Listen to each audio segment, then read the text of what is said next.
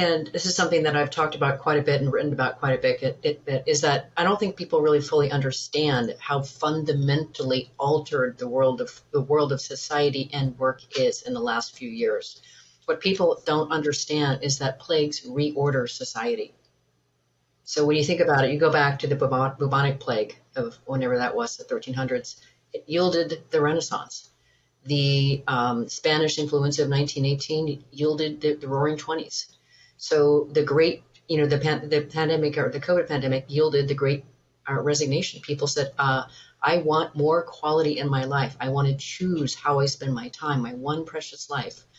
And that means I don't want to necessarily spend it in a commute or sitting in an office where I feel like I'm even not as productive as I can be at home because I'm a person that needs less sensory, input, whatever it might be. And so, and I actually want my health. I want to be able to go for a run when I finish this interview.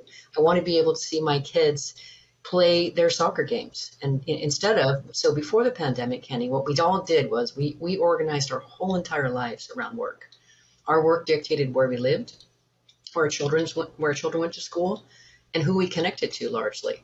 And now what's happened is people have really gotten present to what's important, and that what's important to them is who do they care about? So what community do they want to be connected to? And where do they want to belong? And then wanting to organize around that. So, and then have a fluidity and sort of a person work integration.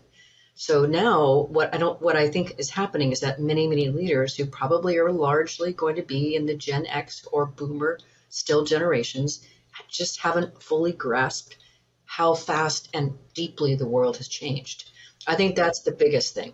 So what's happening is they're going back to the stuff they used to always do, just going back to the Rolodex and the drawer and pulling out the old playbook, and they're and they're pulling from that. And the problem is that is not going to work. They need a whole new playbook because what's happened is the world has incredibly elevated in consciousness and what they want from their lives, what they're willing to settle for, all those things.